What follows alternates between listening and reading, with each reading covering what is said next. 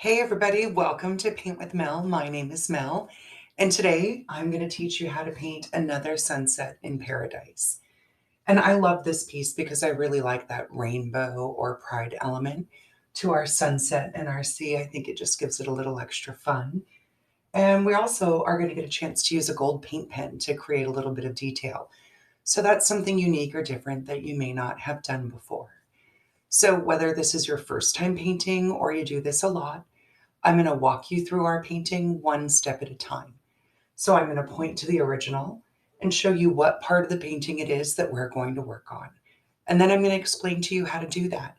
I'll tell you what brush to use, what color to use. If we have to make a color, I'll give you the recipe.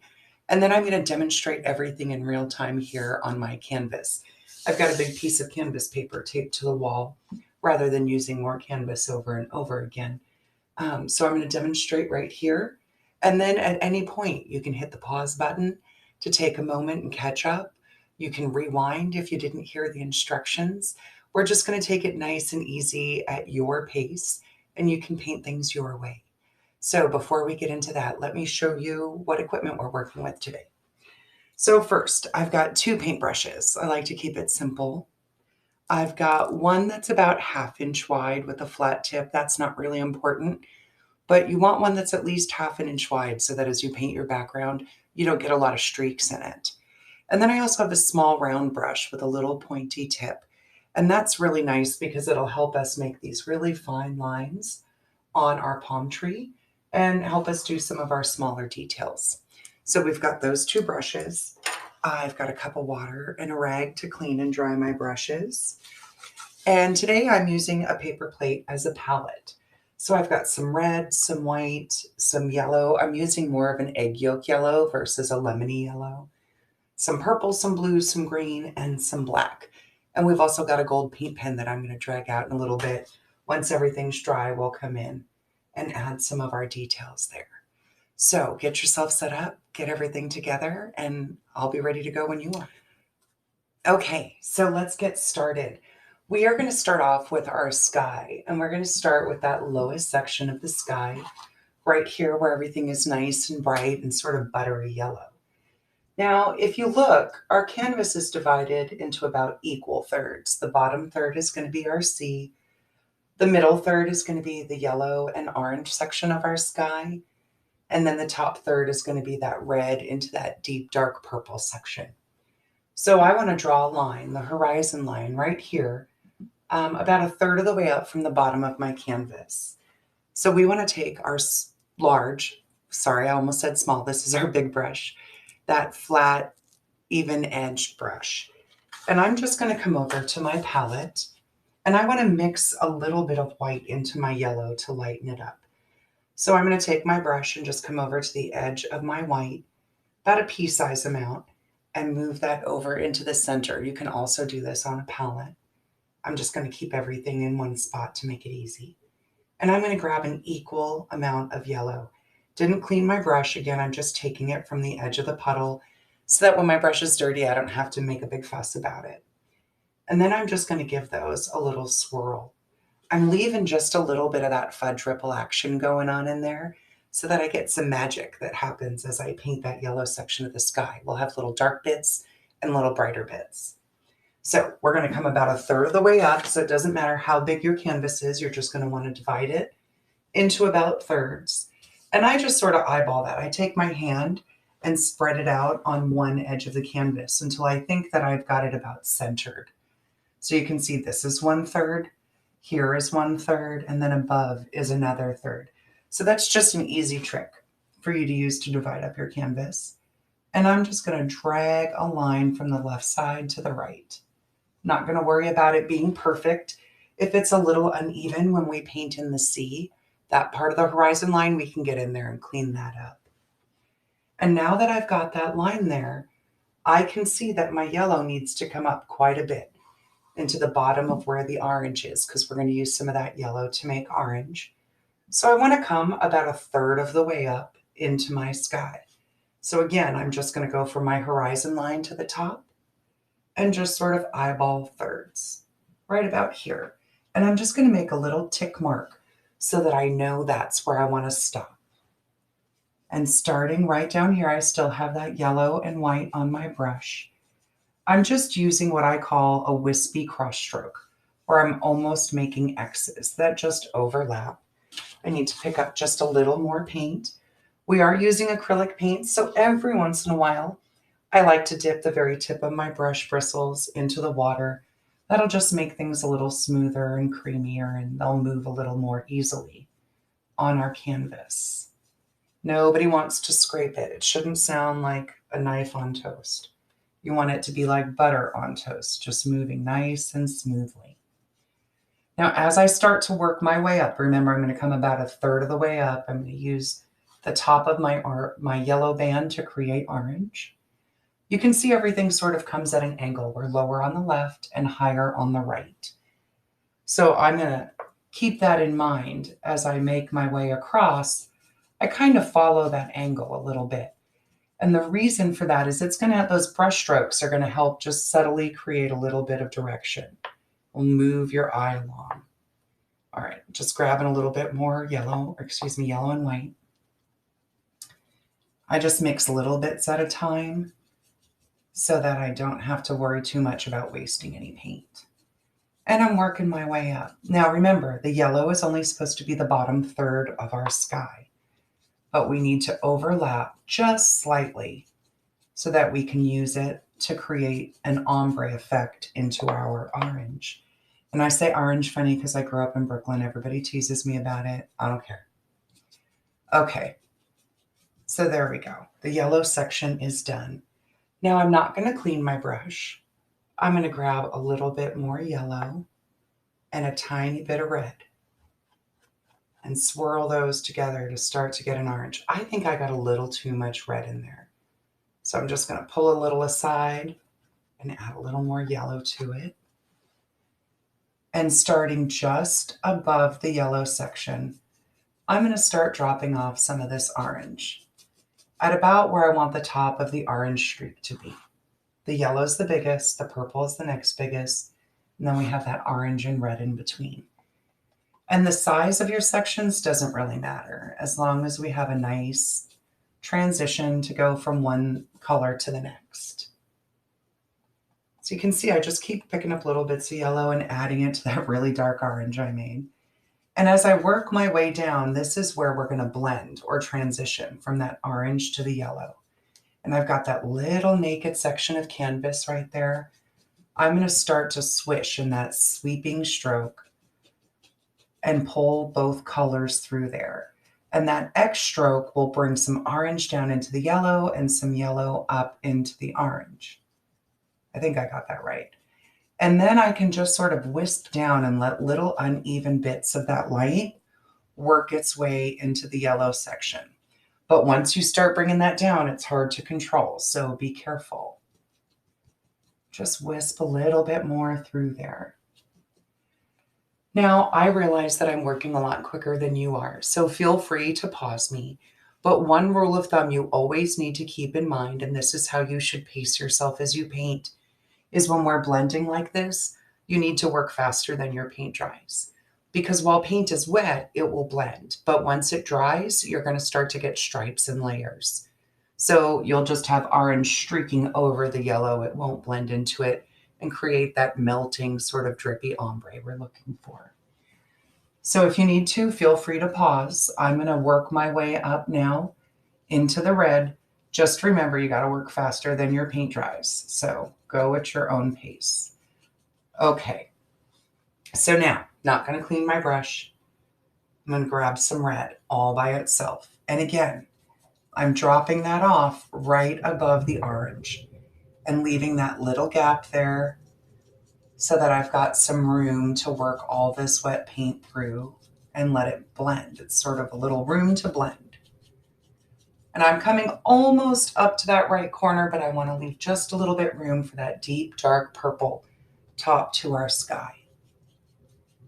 And once I have a nice band of red that I'm happy with, I'm going to start swishing and crossing over onto my orange. And sometimes it's a little stubborn, so you can see I'm doing this little swirly scrub. And the whole point is to just create a little bit of friction and move some of that wet paint into those little grooves of the canvas. And then again, just swish my way across, just sort of evening that out and getting rid of those little swirly strokes. I don't want that texture in my final painting. So I just give it a little swoosh and swish over it and sweep it away. All right, maybe a little bit more red up here in the corner to deepen that up. All right. Now remember, you can adjust this however you like. So if you want more orange in the middle, you can always brighten that up and add some more there. I'm going to move into that final section of our sky, which is the purple. Now I have a little purple already here on my palette, but if you need to make purple, just start by mixing equal parts of red and blue. And from there you can adjust it. Remember, once you start introducing white, it's going to get really light and lavender. But if your purple's not dark enough, you can always try adding little bits of black to it, and that'll also give it a deeper tone. But not going to clean my brush, just going to come over to that purple and load my brush up, and I'm just going to start up in that top corner and swoosh my way across that top edge and start working my way down toward the red. Now, purple paint tends to be super translucent because it's highly saturated in pigment. It's really got dark tone. But when you swoosh across, you get sort of these brush strokes. Now, I kind of like those. I think that they add some texture to the painting. But if you don't like it, you can always wait for it to dry and add a little bit more to it. That second layer will give it much better coverage, and it'll be just a little bit deeper. Okay, so I've reached that point here where my purple and my red are meeting and are ready to blend, but I feel like I still have a lot of purple in my brush. So I'm just going to stop and give it a quick rinse. And to rinse my brush, I just like to bounce and wiggle very gently my bristles off the bottom of my cup. That's going to move those bristles around and force them to release that paint. And then I can just drag the bristles across the edge of the cup like a squeegee, and that'll get the extra water out. And I'm just going to gently press it into my rag to get any excess water out. Okay, now empty brush. I'm going to use that empty paintbrush with no paint in it to just swoop right across where that purple and red meet, because empty bristles can grab a lot of paint and move it around. If I hadn't washed out my brush and I still had a lot of paint in there, I would just be smudging things. There'd be no blending going on. I'd just be smushing paint all over the place. But this is a good point to just pause, take a moment, step back, look at it. Are you happy with your layers? Are you happy with your blend? If you're not quite there, go ahead and pause me and take a few minutes to catch up. And when we come back, we're going to work on our sea. So I'm going to clean my big brush. I've got my blue and my green and white ready to go to create the turquoise for our sea. So give yourself a moment to get your sky in, clean up your brush, and I'll see you here in a second. Okay, so our sky is in, and now we're going to work on the ocean. I start with the deepest and darkest part in the back, closest to the horizon line. I've got my big brush. I'm going to grab just a small pea-sized amount of blue. Let's move that over where you can see it. And an equal amount of green. And I'm going to give those a little mix together. And this is a very deep green, very deep blue green, but very heavy on the green side. And I want to use that as the green color of my Pride sunset here. So I'm going to start with my brush, and I want to use that skinny edge to help me get a nice clean horizon line at that furthest point in the water. So I'm going to choke up on my bat. When I'm trying to get a fine, tight line, I tend to hold the brush right where the metal or the ferrule meets the handle. If you want a loose line, you hold it way back here because you can get a lot more grace and wiggle. But up close, I get a nice tight grip, and then I can really get some control. The other thing is this part of my canvas has no paint on it. So I can actually rest my hand here and drag across, or I like to use my pinky to just sort of help balance me. But what I want you to see is that my stroke is going to all come from my shoulder. My arm's just going to go right across. If we do this and we use our wrist and just create little jerky sections of the line, you end up with an uneven line. And your eye will be drawn to that because of that stark contrast between the yellow and the green. So try to find a way to balance and rest, and then come all in one stroke and breathe out on the stroke like you're at yoga. Here we go. Just right across. I'm taking my time and going slow so that I don't have to come back and fix it. But I ran out of paint. So what I'm going to do is just come back the other way. Again, trying to go nice and slow and get that nice clean edge to that back line. And that's good. I'm pretty happy with it. I know better than to fuss with it. So what I want to do is bring down this deep green, not quite, maybe a quarter of the way down from the horizon to the bottom of my canvas here. So now I've got that skinny edge of the brush going up and down so that I get a wide horizontal stroke. I can really use the width of that 1/2 inch to get a nice smooth stroke. And once you're happy with how far that comes down, and I'm pretty happy with that, maybe bring it down just a scotch more. Just a tiny bit. There we go. Now I'm not going to pick up any more of that green. I'm not going to clean my brush, but I am going to pick up just some blue all by itself. And I'm going to start dropping that off. See that same technique that we used in the sky? Lay down your next color, leaving just the tiniest bit of a gap, and then swoosh or swirl your way across it. And that'll help you get good coverage and give it a good sweep. See what a pretty fade we have now?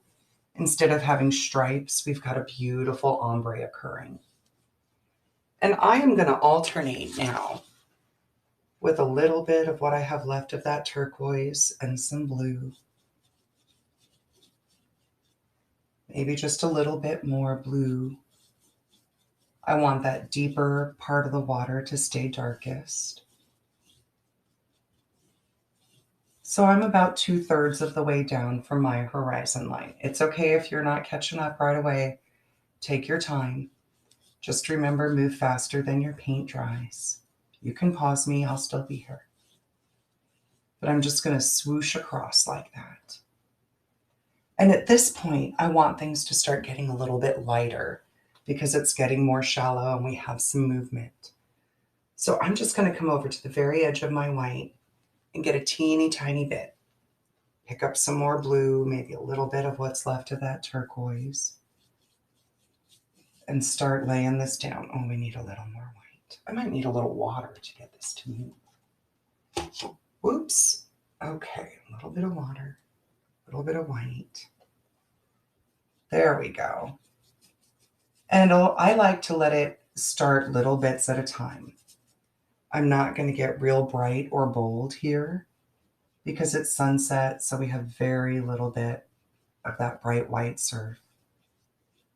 And we're not going to get any real distinct lines while our paint is wet, like if we wanted to indicate waves. So I'm just trying to put in a few ripples.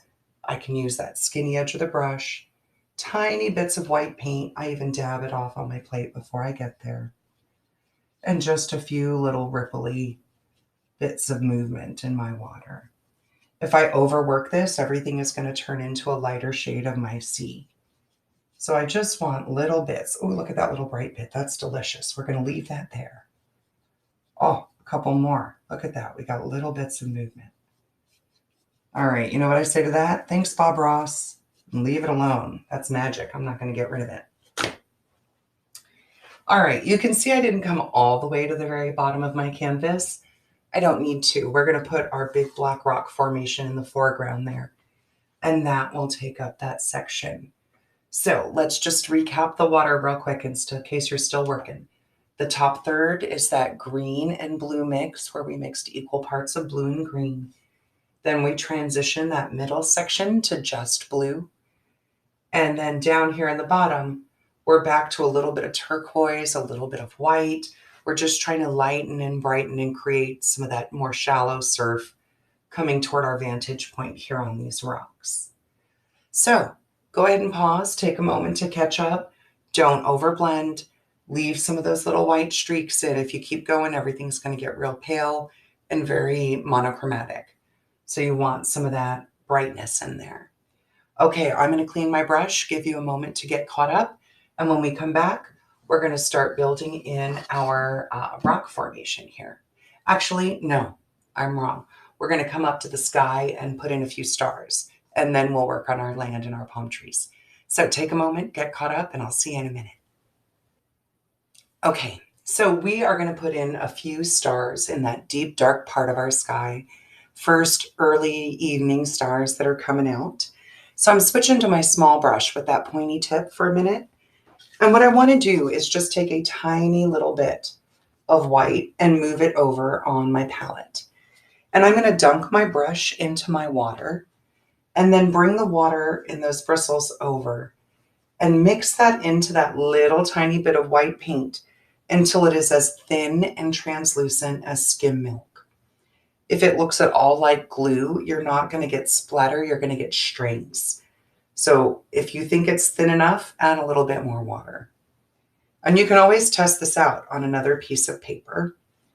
Try splattering it on something else before you go to the canvas. Now I'm going to use my brush to splatter, but you can always take an old toothbrush and dip it into that thin down white and flick it with your thumb and get a very cool effect. I don't want to go find a toothbrush, so I'm just going to use my little brush here. So I'm going to get a good tight grip right up around the metal, and I'm keeping my stars in that purple section. So I'm just going to pull back and give a little flick. And you should be getting a nice fine light splatter. There we go. Just a little bit. There we go. I want to put those in before the trees so that we can see that the trees are closer to us. And then you can add a few brighter stars. You can take the pointy tip, but I like to use the bottom end of the brush. And I just dip it into a little bit of white. And then just wherever you feel like it. Whoop, that guy got a little big. Add a few more stars. And those bigger stars are going to give us just a little bit more depth and dimension in our sky. I feel like we need a bigger one over here. There we go. Good enough. We can always add more later. So get a few stars in there. And then we're going to switch over to our flat 1/2-inch brush, and we're going to start working on our rocks. So for those, all we need to start is a little bit of black. So I'm going to load up my brush. And then I want to point out a couple of our dimensions. Our rocks are much taller over here on the left than they are on the right. You can reverse that. It's entirely up to you. If you're painting with a friend, you can line your canvases up in the middle and make your rocks be like a little mound or an island that goes over onto the other side. That's fun. But we've got our palm trees crossing here. One's on the left, one's on the right. So I just have to remember to leave room for them to grow from. So I'm going to come up close to this horizon line. You can see it's right where the blue and the green are meeting. And I'm using that skinny edge of my brush with the black paint. And I'm going to start to create just sort of a rough, edgy little line here. Working my way down. And it doesn't need to be perfect. My whole goal is to just create, the suggestion that these are just a big pile of rocks here on some island. Come up just a little bit. And then I'm just going to fill those bad boys right in. Let's take that black paint and fill them in, because our rocks and our palm trees are in silhouette. We'll use our gold paint pen to add, a little luster and a little excitement to them. But for now, we're just filling in that silhouette or rough shape. And your big brush should make pretty quick work of this for you. You can see I try to stay away from the edge. I fill in my open sections and then come up and fuss with the edge. Because, the more you fuss with that edge, the more you are likely to muck it up. I mean, that's my experience. And I want little rough sections. I mean, it's a rock. It should have different edges and facets. Some of them are a little bit more smooth and round, but I'm pretty pleased with those. So at this point, if I fuss with these too much more, I'm just going to make a mess. So let's get that filled in. And then we're going to go back to our small brush and black paint, and we're going to create our palm trees. A couple of key things that I want to point out before we create our palm trees is that they're not as intimidating as they appear. Here's some characteristics. We know that palm trees are very thin, and they don't get a whole lot thicker at the base where they're rooted into the ground than they are at the top. Not as dramatically as if we were painting a big oak tree where we'd have that thin trunk that swung out into the root system. Palm trees stay skinny so that they can sway in the wind. So really, each palm tree trunk is just a curved line. And we'll start with very little pressure on our brush to get that thin piece down here. And as we work our way down, we can add a little more pressure. Our bristles will spread out, and we can get just a little bit thicker as we come down into the ground. The other thing I want to point out is the palm fronds. They are messy and unkept. Palm trees just always look like they're having a bad hair day, no matter how good your landscaper is. So one thing to keep in mind is that your fronds all start with a curve, just like a parenthesis. So if you can make parentheses, you can make a palm tree. And we'll spoke those out, as few or as many as you like, working your way around in a circle. And then we'll add the little bits of fringe. So I'm just going to get my small brush loaded up with a little bit of black paint. And I'm going to figure out which tree's in the back. So this guy is furthest away. The long, thin one crosses in front of it. So I'm going to start pretty much dead center between the left and right side, right where my purple and blue meet. And my tree is rooted down here over on the left. So I'm just going to put my brush down. Remember, very little pressure. And we're going to pull in one stroke. Doesn't matter if it gets funky. As I come down, push, push, push. Let that thicken up. And you can overrun first base here. No one's going to know if you go over that line, because it's all the same color. Now, the edge of your palm tree can be a little rough because palm trees are encircled in that sort of husky wrap. And especially as you prune them and they grow up or they fall off, they get that little rough edge. So I'm just going to come over this one more time really carefully, nice and light. My whole goal right now is to just get good coverage right here in this center part where I seem to keep running out of paint. I'm not trying to change anything, just trying to cover it. Okay, that's one. Now let's make the other guy. Same trick. We're going to figure out where the top of the palm tree is and where the trunk of the palm tree is. So over here on the left, we're a little more than halfway from this guy to the left edge. And we're right, blah, blah, blah, words are hard.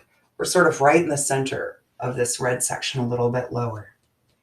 So start with just that little bit of pressure, and we're aiming for that bottom right corner. Let the line curve, not too dramatically, and push. Oh, look at that. It got a little funky. It's cut like a little corset, little skinny section.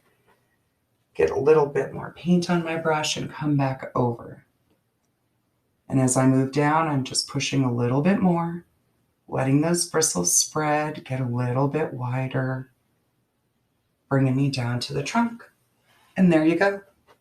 2 palm trees crossing. Let's give them some palm fronds. All right, for this, I like to add just a little bit of water to my bristles and work that in. I want my paint to go from pudding to sort of like heavy cream.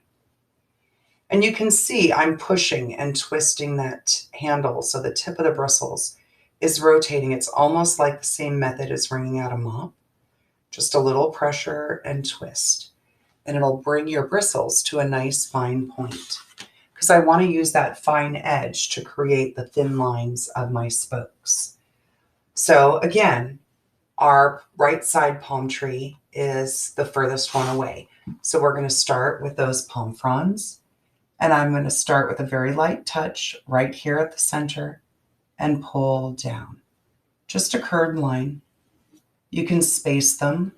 Don't space them perfectly evenly. You want them to be a little bit closer to one or further away. So if you're a little type A and that bothers you, take a drink. It will help.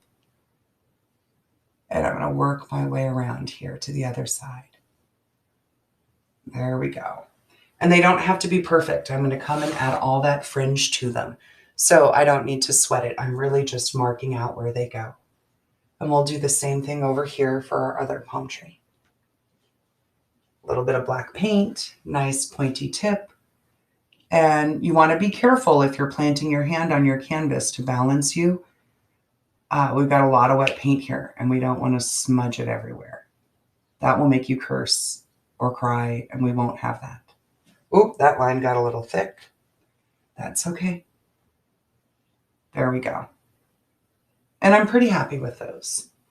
As I fill them in, they'll change dramatically anyway, and I can really manipulate them from there. So I'm going to rinse out my brush, not because I'm changing colors and that's why I need to, but I've thinned down a lot of paint. My bristles are just getting really fat and swollen, and I'm trying to keep that nice fine line. So cleaning out your bristles and just giving a little pinch or twist to the end of them will help reform it and make life a lot easier. So if you need to, you can pause here and get caught up. Keep in mind, the more you mess with these, the fatter they're going to get, and you can't make them thinner. So go easy. And I'm going to show you how to start building up those palm fronds. Okay, little bit of paint. I'm going to try to keep it more toward the tip of my bristles. You can see just that top half of the bristle part of the brush. And I'm going to come over, starting with that back palm tree. I come along the spoke, I start at the spine, and I pull away with a little flick. And as I get to the end of the stroke, I lift up. Now, right now, this looks really funny because it's very wide and far apart.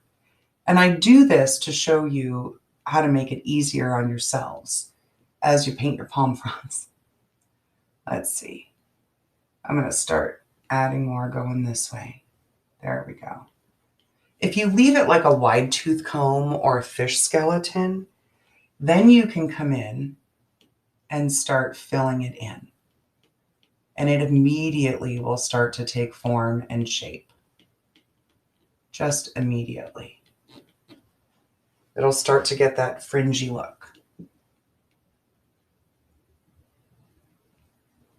And we'll just start going in between those gaps and adding little pieces.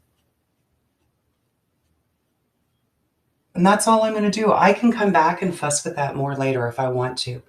But I'm going to work my way around because as I start to fill in the rest of these palm fronds, this one will make much more sense. So let's do that. I'm just adding tiny bits of water to my black paint to make it a little bit creamier. And I'm just doing my little flicky stroke here, leaving those wider gaps. As you start to get a feel for it, it gets a little bit easier. You don't have to leave it as wide. You'll come back and just sort of start to fill it in, always working from the spine out so that you get that little pointy flick on the end of the stroke. That gives you that fine tip. That's what we want. That should be the drinking word for today, tip. Too bad we didn't think of that earlier. All right, well, next time, right? And we're just going to work our way around. Just keep on going. And I pull and let them just really tear toward the end of that stroke so that I get that fringy look. That's what we want. Just keep working your way. Just little flicks. And remember, we're really close to our canvas, so we can see everything in great detail. It's most like when you use the scary side of the mirror to tweeze your eyebrows and your lips. Everything is freaky. But when you flip the mirror back over, it's not so freaky. That's about the distance, right? So when we're this close, we can see everything. And when you start to feel that way, you need to put a little space between you and your painting. If you step back and take a look at it, then you can see that everything really is much better than it is when you're just this close. Distance is good in life, in paintings and relationships a little bit, gives us perspective. Okay, there we go. And I'm just going to keep working my way around. So if you want, you can always pause me and just finish this section on your own. Our next order of business is going to be using our gold paint pen. So after I get all these palm fronds in, I'm going to take a break. I need to let everything dry so that I can use that gold paint pen without any problem. So this is really a good point for you to just, if you need to, turn me off and work at your own pace, put on your favorite song playlist and go from there. Otherwise, you can just hang out and listen to me yammer as I work my way around here. I'm trying to move a little quicker so that it's a little more exciting to look at. But you guys take your time, work at your own pace. Now, once you get this whole thing filled in, you're going to want to stop and take a look at it. Again, step back and say, well, do I need some to be a little longer? Do I have too big of a gap anywhere? Is it uneven? Do I need to throw in another palm frond to sort of mess it up a little bit? We don't need symmetry. Now I've got like this funky section here where there's nothing. So I'm just going to bring a little bit more, one little shorter one here. Palm fronds are not all the same length. There we go. Fill that little gap in. Sometimes I just bring a few strokes out from the center. A few flyaways, kind of fill in those gaps. And just a little bit more here. Remember, be careful about resting your hand on your canvas. I am a leaner and a lazy person, so somehow I always manage to streak some paint across a canvas and frustrate myself. You'd think after all these years I'd learn, but no, absolutely not. Happens on almost every painting. Okay. Now that guy got a little gloppy and messy because I've got a bunch of overlap there. That's where that gold paint pen is really going to shine later. It's going to give us all that highlight and it'll really create some distinction there. All right, just a couple more to go. Get these guys filled in. All right, so let's do this. Go ahead and pause. Let's get these all filled in. And I am going to be back, or I'll be here when you get back. And we are going to use our gold paint pen to put in all our fine details. But here is my one caution. You really need to make sure this is completely dry. So even if you think it's dry, hit it with a blow dryer. You want to be able to move your hand completely across it. If the paint hasn't cured entirely and we put pressure on it with that paint pen, there's the potential to carve it. And we don't want that to happen. So you can even let it set overnight and come back to it another day. Whatever works with your schedule. But a blow dryer and making sure it's completely dry will also do the trick if you really just want to get it done. So let's get our palm fronds in, let it dry or blow dry it. And when I get back, we are going to use our gold paint pen to create some of those highlights. I'm also going to show you how to do it with a fine point brush and some gold paint, just in case you don't have a paint pen. That way you can still get that effect without having to go out and find one. So finish up, have a drink for me, and I'll see you guys in just a little bit. Okay, so my painting is dry. Yours should be as well. And we're going to come in and add some gold highlights, like the golden glow of the sunset is just reflecting off the ripples in the water, the surfaces of our rock, and even our palm trees. So we have two different ways that we can do this. We've got gold paint pens, which are fantastic. They're just like a marker, but with paint. I really like these guys. All you need to do is give them a good shake. You'll start to hear the ball bearing wiggling up and down inside them. And when you first start using one, the felt tip is absent of any paint. So what you want to do is hold it down and press. So you can see that little bit there. If I push down, it's going to disappear. And what that's going to do is push that little felt tip up into the chamber where the paint is. and it'll start to work its way down. You shouldn't do this on your finger. I'm just doing it for demonstration purposes. I usually use like an old canvas board that I have around in my studio for that. But eventually you'll start to see the gold paint moving its way down that felt tip. So you just want to hold it, keep some pressure on it. You don't have to shake it, you don't have to bang it. You just want to hold pressure. And there we go. Now I have paint on my finger. So let me show you how to use the pen first. What I do is just hold it like a pen or a marker, and I'm going to come in and put a few little ripples in my water. So I'm just doing a few loose, sort of squiggly horizontal lines. And if you're not sure about this, practice on a piece of paper before you come to the canvas. You can make waves if you want. I'm just doing a few little squiggles so that it looks like a little bit of water, or excuse me, light from my sunset is sort of hitting the top of those little waves. So just a few squiggles through there. That's a great way to add this little bit of gold little pop. The other way I really like to use the paint pen is up here in the palm fronds. I'm just going to take my pen and just do a few of those little curved strokes through the black silhouette of my palm fronds. And you can see I'm not really being fussy. I'm just putting in a few little streaks and I'm overlapping the black. Some of it's going off the black. It's okay. This isn't a photorealistic painting. We've already talked about that. It's really just a little bit of gold working its way through. A little few extras. Remember, palm trees have dead hair days, so it's okay. We just want to make them look loose and sort of frayed. Just little bits, like little bits of that light from the sunset is just bouncing off. And remember, you're up close, so everything is just a little funky. If you step back, you'll get a good look and see that that light looks pretty fantastic. So we've got some ripples in our water and a few little highlights up here in our tree. Now you can add more if you want. You can really spend your time doing some fun highlights here, but I'm just going to go with sort of this level of coverage. I'm not going to get too crazy with it.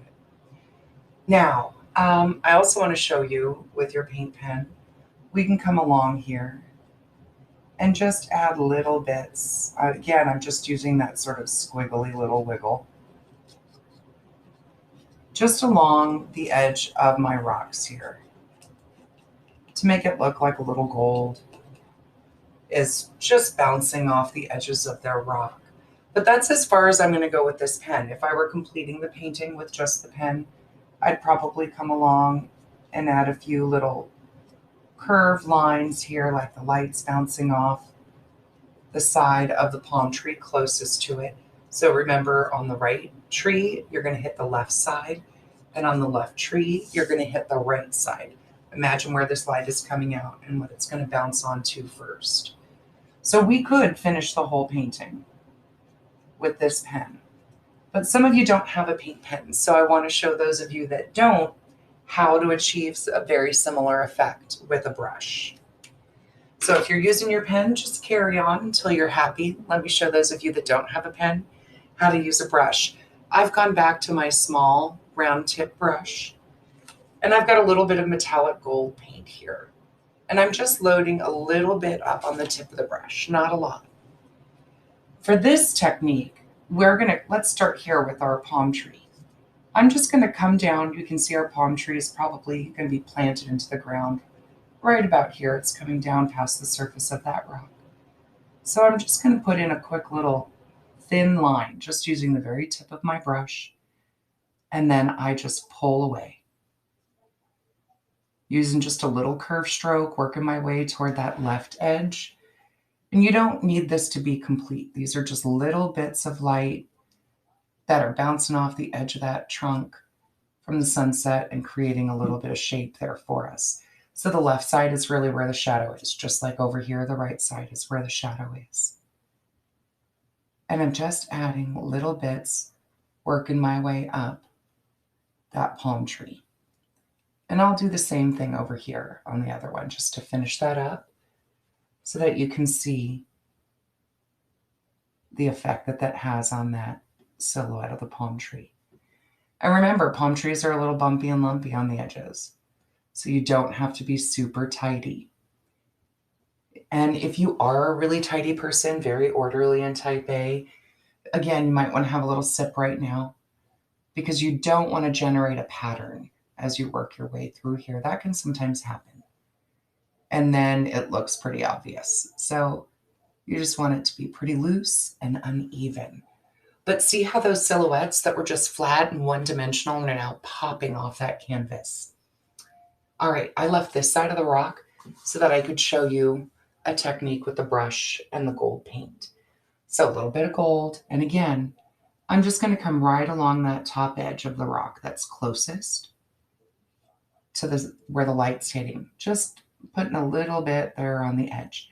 And then before it dries, I'm just going to wiggle my brush. I'm not picking up any more paint. And sort of scrub that around. And do you see how now this rock looks like it's curving this way and the light's hitting that curve? And this part is sort of here in the shadow. But I can take a little bit more gold and just create other edges to those rocks by just creating an edge and then pulling down a little bit of gold paint with it. And that's just going to give us a fun little highlight on our silhouette. It adds another little level of dimension to the painting. And I can't get enough of metallic paint in my paintings. It's like the umami of paint, if there was one. It's just that final little piece that makes everything go, wow. All right. So just a quick recap. You can use the pen or you can use a fine tip brush. And you want to add your squiggles into the water. That's just going to create a few ripples and a little bit of motion in your ocean. And then we're going to come up the tree trunks with that little curved slight stroke curving around, leaving the shadow on the opposite side. A few lines coming down our words are hard, down our palm fronds to just little glints of light hitting off of those. And then finally down here on our foreground. Just a little bit. So have some fun with this. I hope you had a good time painting today. I always recommend hang it up for a little bit and keep an eye on it. And then if you wanted to make any changes or edits or go in and add an element, that's a great way to do it, is to just live with it for a few days and stare at it, let it marinate.